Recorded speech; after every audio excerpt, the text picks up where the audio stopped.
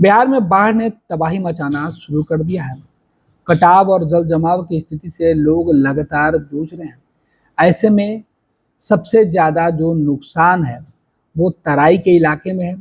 और आपको बता दें कि उन इलाकों में ज़्यादातर बाढ़ जैसे हालात बने हुए हैं जो नेपाल के किनारे बसे हुए जिले हैं। इसी बीच जो तस्वीरें निकल के सामने आ रही है वो तस्वीरें शिवहर जिले की तस्वीरें हैं, जहां नेपाल के तराई इलाके में लगातार बारिश होने से शिवहर और बागमती नदी के जलस्तर में काफ़ी जो बढ़ोतरी हुई है उसका असर शिवहर में दिख रहा है। बागमती नदी के जलस्तर में लगातार हो रही उतार चढ़ाव के बीच मुहानी गांव में बागमती नदी का तटबंध तेजी से कटना शुरू हो गया है। तटबंध कटने की सूचना मिलते ही स्थानीय प्रशासन जो है वो मौके पर पहुंचकर राहत और बचाव कार्य में जुट गया है। आपको बता दें कि तटबंध पर लगातार खतरा मंडरा रहा था।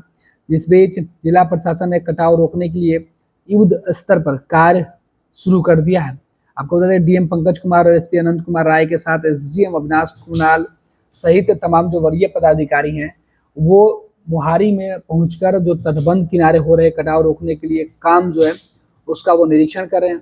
आपको बता दें कि बोरे में भर भर कर मिट्टी और बालू को रख कर कटाव जो है उसको रोका जा रहा है। आपको बता दें कि लगातार इस तरीके की तस्वीरें निकल कर सामने आ रही है पूरे बिहार के अलग अलग जिलों से, जहां पूरे नदियों में जो जलस्तर है वो काफ़ी तेजी से आगे बढ़ रहा है। और इस बढ़ते हुए जलस्तर के बाद कई जगहों पर जो बांध है वो खतरे उनके ऊपर मंडराते हुए दिखाई पड़ रहे हैं। और खतरा जिस वजह से बांध की मरम्मती का जो कार्य है वो भी तेजी से कर दिया गया। साथ ही साथ स्थानीय लोगों के साथ जिला प्रशासन की जो पूरी टीम है वो मुस्तैद होकर बाढ़ और राहत जो शिविर है उन शिविरों के निर्माण के साथ साथ उनमें समुचित व्यवस्था जो है वो करने में जुटे हुए हैं।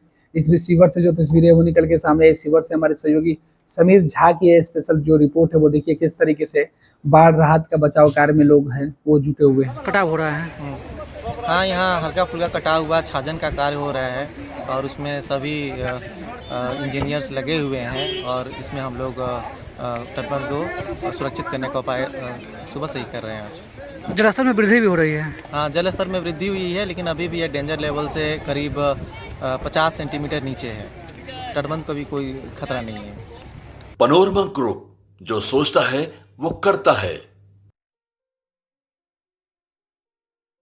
ये लो मुंह मीठा करो, आज मैंने अपना जॉब छोड़ दिया। अब हम पूर्णिया वापस जाएंगे। जॉब छोड़ दिया है?